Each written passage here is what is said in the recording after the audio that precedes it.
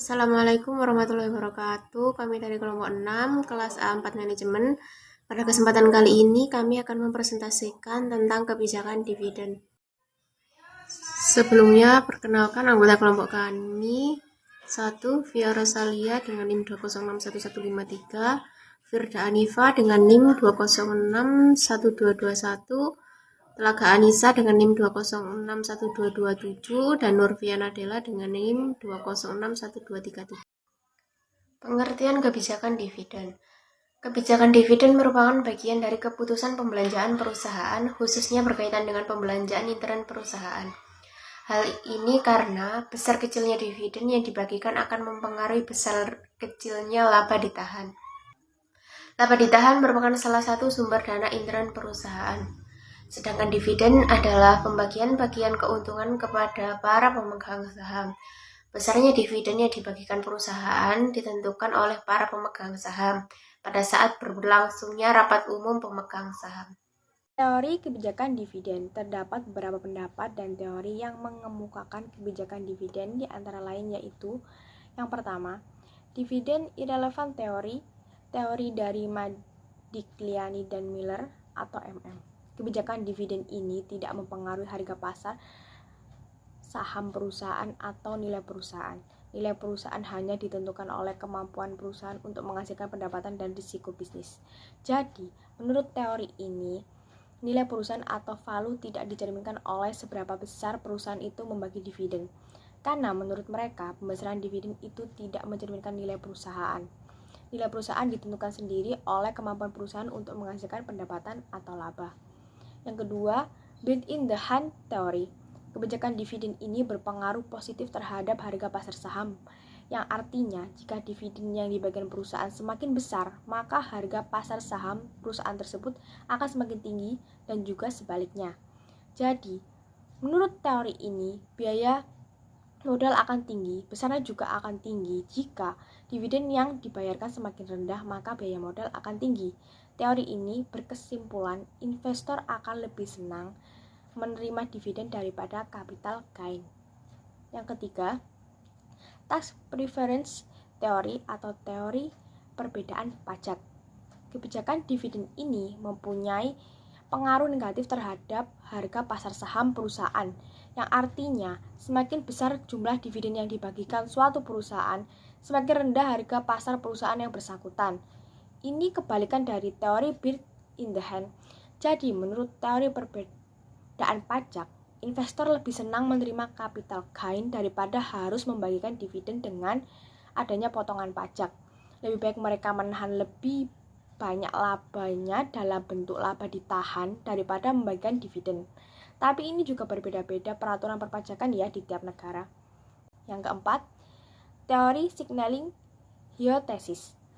Perubahan dividen mengandung beberapa informasi, tapi sulit dikatakan apakah kenaikan dan penurunan harga saham setelah adanya kenaikan dan penurunan dividen semata-mata disebabkan oleh efek sinyal atau disebabkan karena efek sinyal dan preferensi terhadap dividen.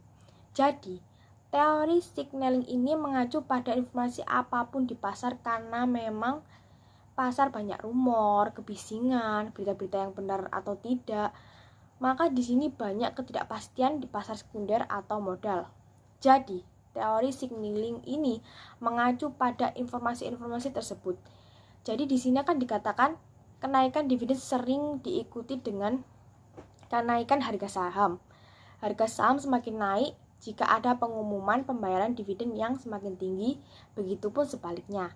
Ini wajar ya terjadi di pasar modal karena ketika ada informasi yang benar atau tidak, itu memang sangat mempengaruhi pergerakan harga saham. Karena memang harga saham dinamis ya, sangat sering berubah-ubah. Dan yang terakhir, teori clientele effect.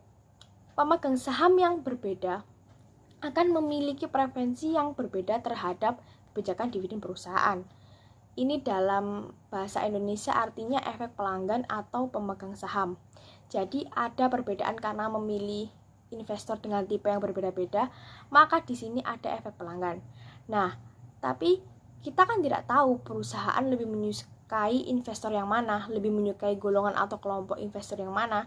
Kalau memang ada salah satu kelompok yang memang disenangi oleh si perusahaan tersebut, pasti di sini akan mendorong perusahaan untuk lebih tertarik pada investor-investor yang sejalan dengan kebijakan dividen perusahaan. Jadi, perusahaan yang memang cenderung ingin membagikan dividen yang lebih tinggi, dia akan berusaha menarik investor juga yang suka dengan pembayaran dividen yang tinggi. Jadi, karena efek dari kliennya, efek dari kelompok investornya yang memang seperti itu. Aspek kebijakan dividen dibagi menjadi 3. 1. Pemecahan saham atau yang disebut dengan stock split. Pemecahan saham atau stock split merupakan tindakan perusahaan untuk menambah jumlah saham yang beredar dengan cara memecah satu saham menjadi 2 saham atau yang lebih, diikuti dengan penurunan nilai nominal secara proporsional. Tindakan pemecahan saham biasanya dilakukan perusahaan apabila harga pasar saham perusahaan sudah terlalu tinggi. Yang kedua, saham dividen atau yang disebut dengan stok dividen. Dividen saham adalah perusahaan dividen berupa saham kepada pemegang saham. Yang ketiga, pembelian kembali saham atau yang disebut dengan repurchase of stock.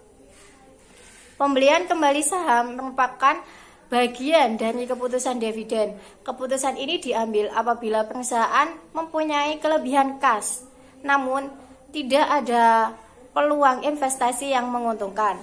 Perusahaan dapat menggunakan dana yang tersedia untuk dibagikan sebagai dividen atau untuk membeli kembali saham yang beredar. Kebijakan dividen dalam praktek.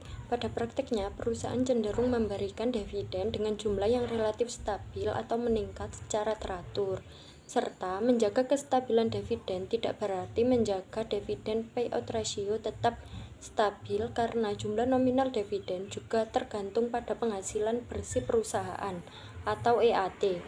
Jika DPR dijaga kestabilannya, misalnya ditetapkan sebesar 50% dari waktu ke waktu, tetapi penghasilan bersih perusahaan berfluktuasi, maka pembayaran dividen juga akan berfluktuasi. Faktor-faktor yang mempengaruhi kebijakan dividen. 1. Kesempatan investasi. Semakin besar kesempatan investasi, maka dividen semakin sedikit. 2.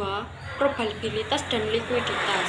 Perusahaan yang memiliki aliran kas atau probabilitas yang baik bisa membayar dividen atau meningkatkan dividen. 3. Akses ke pasar keuangan. Perusahaan yang punya akses ke pasar keuangan yang baik biasanya akan membayar dividen lebih tinggi karena lebih bisa memenuhi kebutuhan likuiditasnya. 4.